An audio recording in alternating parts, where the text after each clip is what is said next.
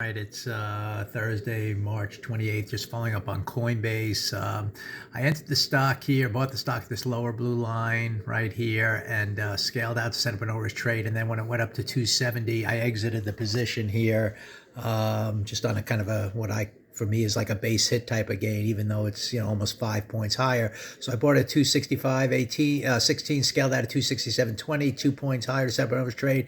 And then when it hit 270, I decided to exit.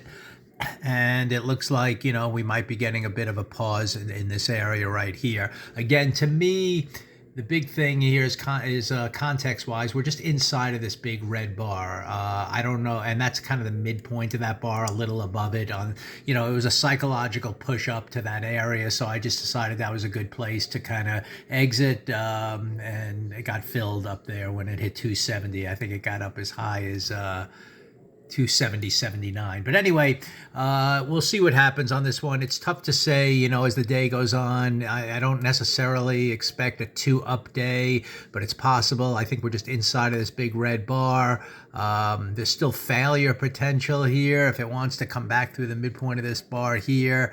The first bar, to the downside.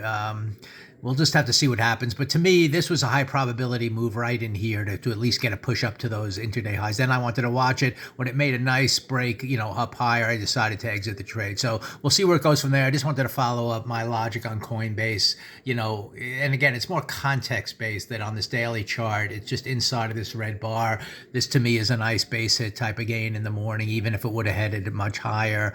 So we will see what happens here on Coinbase. But, I wouldn't be surprised on any kind of failure, and at this point I wouldn't be surprised if it holds up here and makes a push up all the way to the top of that range, or at least another push up. So either way, I don't know what's going to happen, but to me it's a nice high probability follow through higher from this kind of price action, and fortunately we got it, and we'll just have to see what happens for the rest of the day.